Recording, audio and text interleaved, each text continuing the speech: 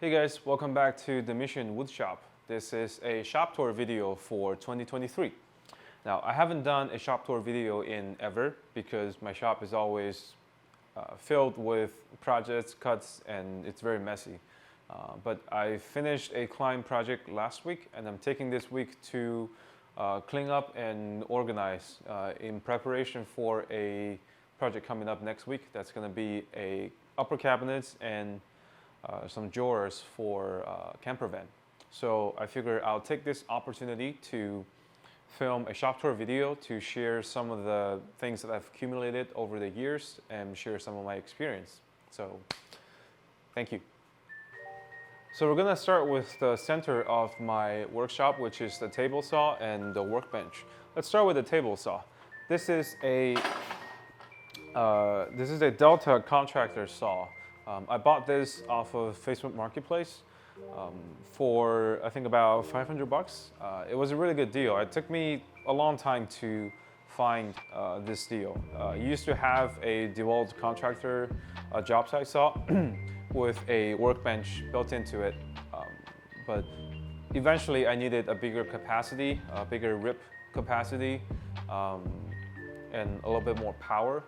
So when I saw this saw on sale, I just jumped into it. It worked out really well.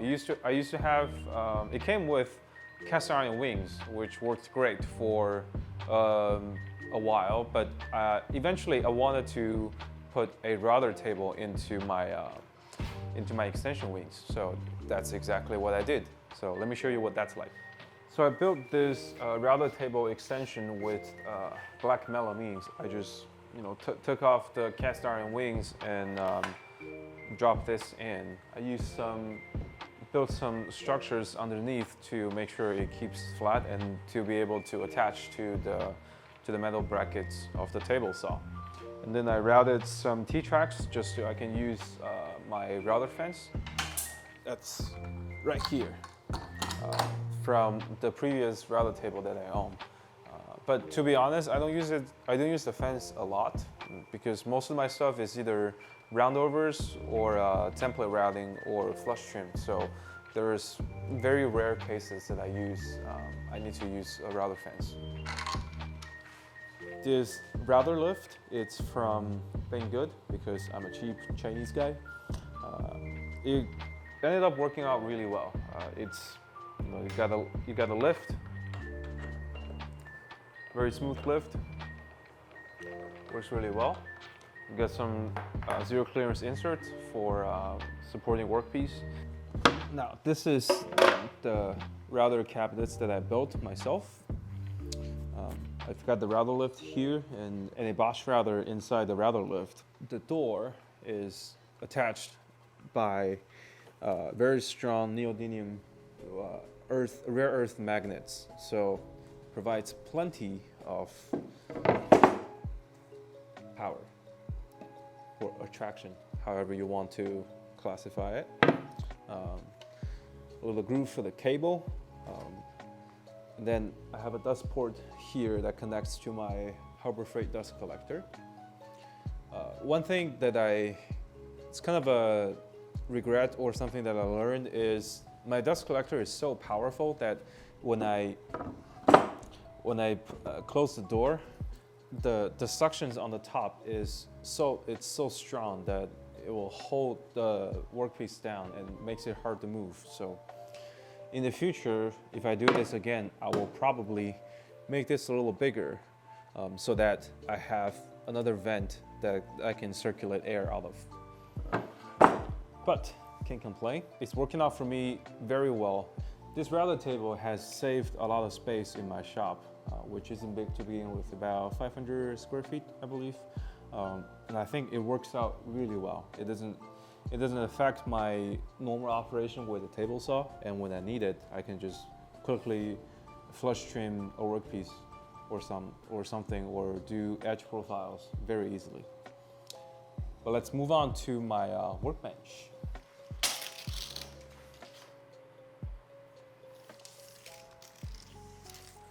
Okay, so I know what my workbench dimensions are now.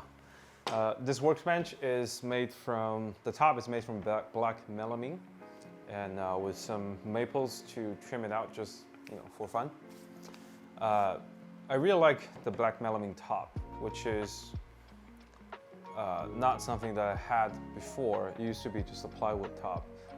One thing about this is if I have glue, epoxy, drips on it, I can easily fix it, and it's not permanent. It comes right off. So that's really nice.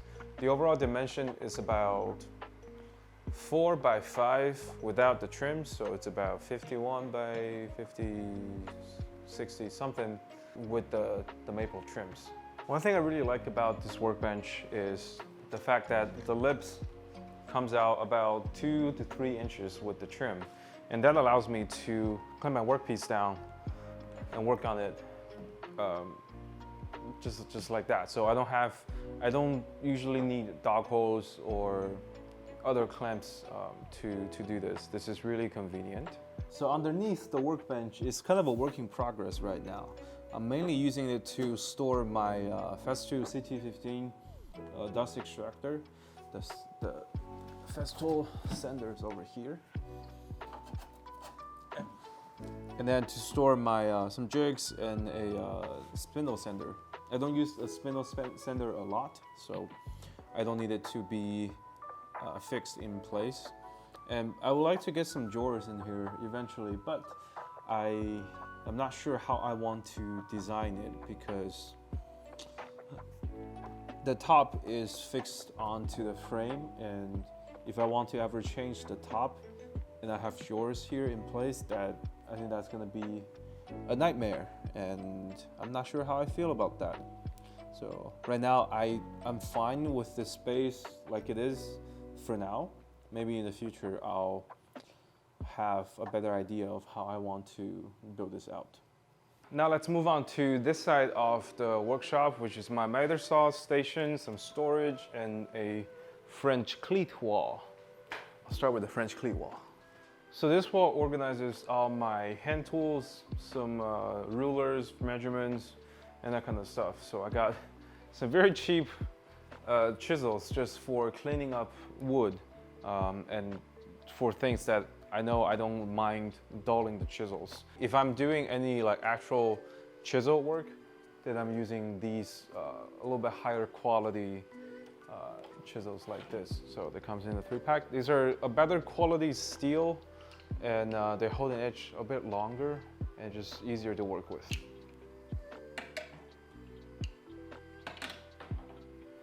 I got some measurements, rulers, some flush trim saw. I love this flush trim saw. Cutting off like dowels, dominoes, or biscuits, or that kind of stuff, or joints. This is really cool. And then my pocket hole jig. This is the Craig K5, right? Yeah, it's the K5. I just fix it onto a piece of plywood so I can use this to clamp onto my workbench when I need to. This is working really well, and I have no complaints for that. I built a lot of cabinets with it, and it's working good. It's worth the money.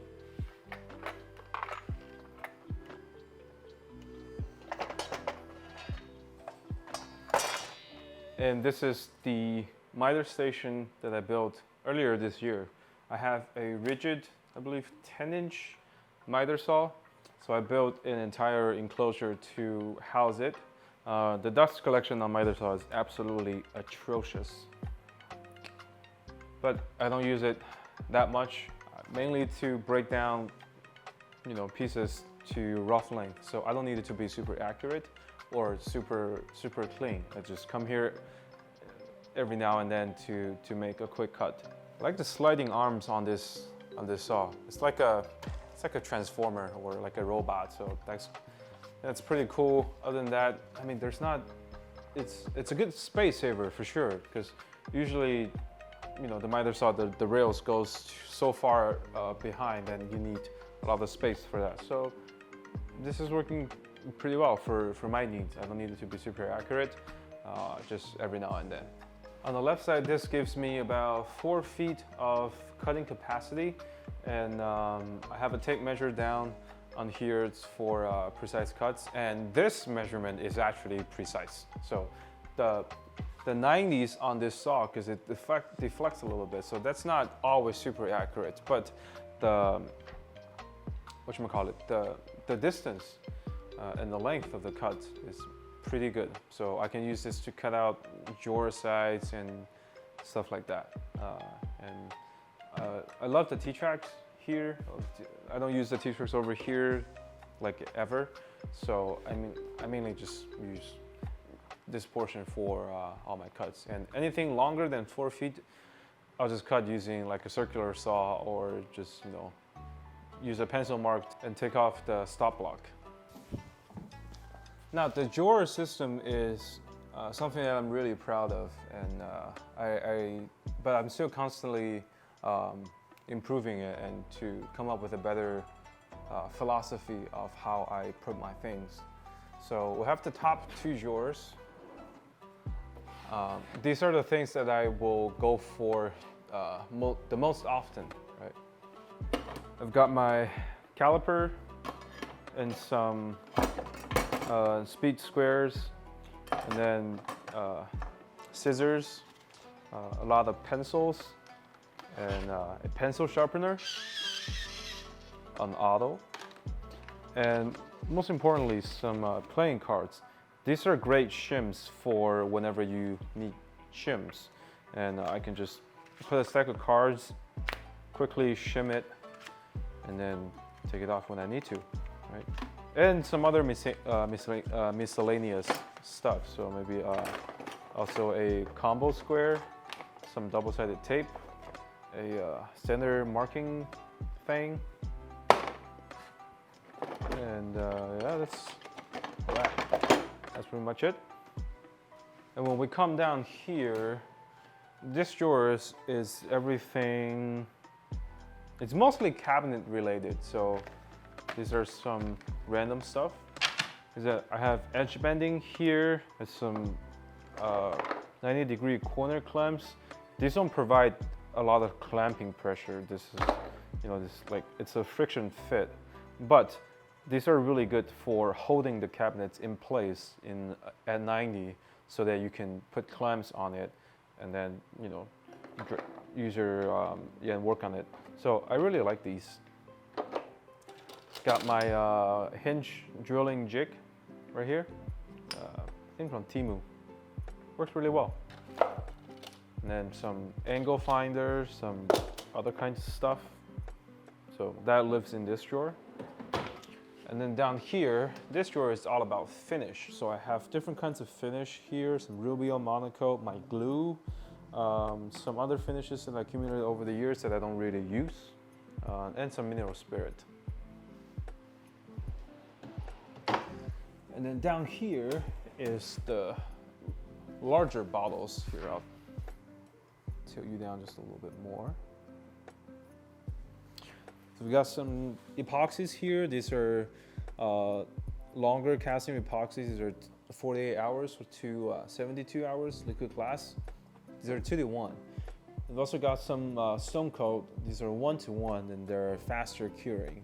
My wood glue, a spray bottle for popping grains, and a nano poly seal coat. I've been using this a lot lately, and I really like how they finish, and it's really water repellent and water resistant. So in the future, I might do a video just about this, because this changes my finishing process quite a bit.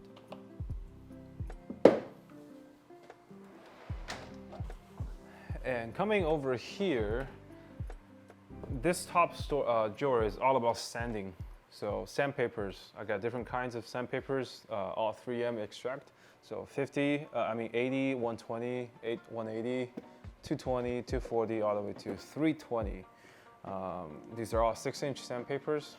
I also have a bunch 5-inch for when I was using a 5-inch sander. Some fast tool pad accessories. And then some very very high grit sandpaper that goes all the way up to, let's say, maybe 1,000 or 3,000. And also a hand sanding block and some hand sandpapers all the way to 5,000. So these are really good for the final finish to remove any blemishes or like dust nips and that kind of stuff. So I use this quite a bit. And then sanding block, that's, you know, to knock down the edges. And a sandpaper cleaner. This comes in really handy because I spend a lot of time sanding epoxy or other kind of stuff. So this will clean up epoxy residues on your sandpaper very effectively, and that prolongs your sandpaper's life quite a bit. Highly recommend. It's not expensive, it's a couple bucks. And the second drawer is everything fastener. So I've got different lengths of screws from 1 1/4 all the way to 3, and then I got some bolts and threading inserts for tables, table legs. I have different kinds of bolts and screws and some things for especially for 80/20s, and different kinds of drywall anchors and that kind of stuff. So everything I usually need is right in here when it comes to fastening. And then this drawer right now is dedicated to everything 80/20 related. So you didn't know before, 80/20 is a aluminum profile that's really popular in van builds. So I dedicate this drawer just for everything 80/20s. So all the nuts and bolts and the T-nuts and that kind of stuff. But also I just put some random hole saws in because I didn't have anywhere else to put them. And this drawer is empty right now, and I'll tell you why. This used to be all my paint supplies storage, so brushes, cups, and you know, all kinds of stuff. And I hate every time I need to bend down to access this, so I moved them upstairs, which I'll show you later. So now I'm thinking about what I can put in this drawer. And this drawer is all cleaning, so I got my vinyl gloves and some shop rags for wiping off Rubio Monocoat.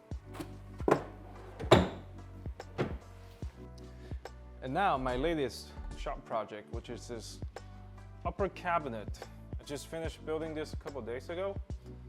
The lower levels houses all my chargers, so some Ryobi chargers and a Milwaukee. I just bought into the Milwaukee system. I bought a chainsaw first because my Ryobi chainsaw just refused to work one day.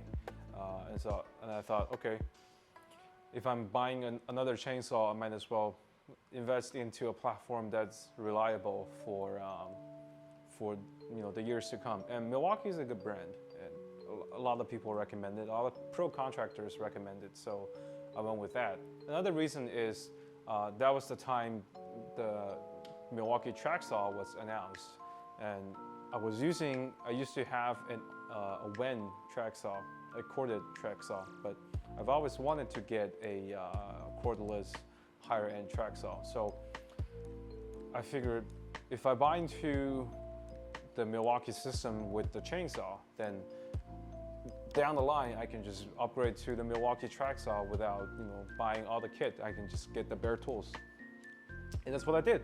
So I just got this a couple weeks ago for a client project that I built, and it's working out really well. It's the best track saw that I've ever used, but I've only used 2. So make it that what you will. But I love the cordless aspects of it, and it provides a lot of power. Then I know what to do with, so it's good.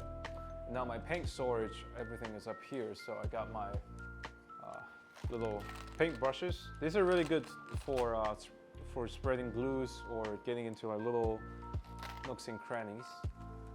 And then I got a bunch of foam brushes for applying finishes, primarily polyurethane. And the top is vacant right now. I just put my belt sander on there, which I don't use a lot.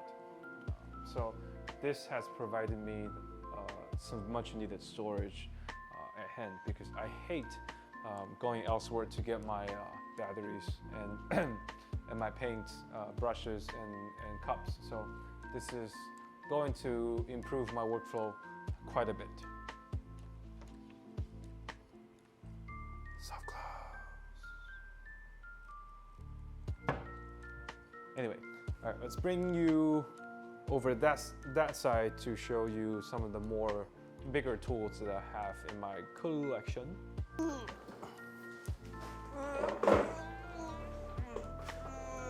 Okay, that's more like it. Bought this rigid, what is this?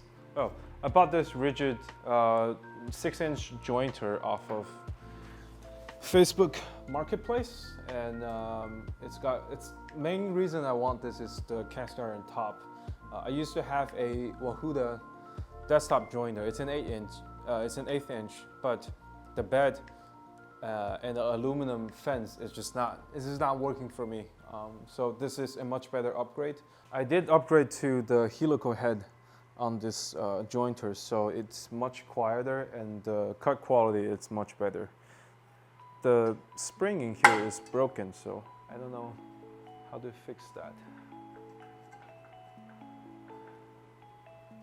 And over here I have a DeWalt DW735 something desktop planer. I'll leave a link down below.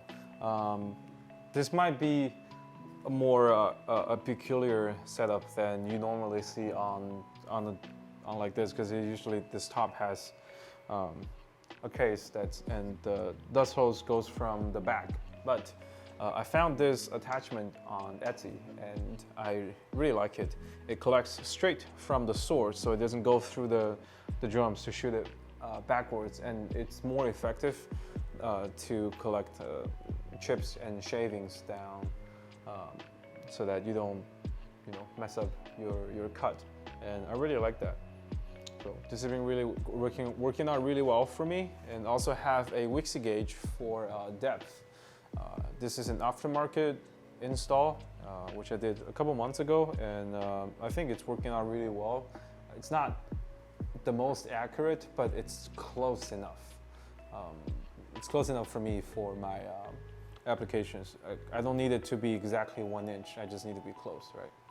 And finally, the dust collector, the most expensive, I'm just kidding.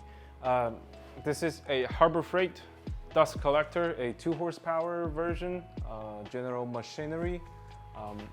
This is the motor, and I retrofitted a, what is this? A canister filter on the top, just so that I can take advantage of the canister filter. It's a better filter. It doesn't seep out fine dust nearly as much as the dust bag, and it's opted for the regular dust bag underneath. I have a bunch of this here, so I can just when this is full, I just take this down, hoist it out, and then put a new one in. So that works out really well. I used to have a PowerTech that's over here, wall mounted. This is a smaller unit. This is, I believe, 1 horsepower. Yeah, this is a 1 horsepower unit. So not as much power, I guess. And it's also got a desk bag, which I hate, because if you're using it, you can even see it right now, it's just a fine dust pump. So I'm selling this one to someone who needs it better than I do, because my dust collector is pumped through to the wall and to my either the planer or the jointer. I've got a Rockler flex hose on here for my either the jointer or the planer, and another pipe goes to my router table with some blast gates. So it's a really simple setup, and it's working for me right now. I have all my heavy machines plumbed with my dust collector. Sorry, it took me a while. And everything smaller than that, I just use my dust extractor. So in the future, I might add some things. If I add a bandsaw like that, I might add a new channel for piping. But right now, this is more than enough. So there you go. This is my shop. A brief introduction to my shop, if you will. I'm hoping to improve on my workflow continuously, and but my main goal is to grow this into a self-sustaining business and to be able to generate some income to buy more tools and build more interesting projects. So some of the projects I have here, I have built videos, actually just the miter station. So if you want to watch that, give it a watch.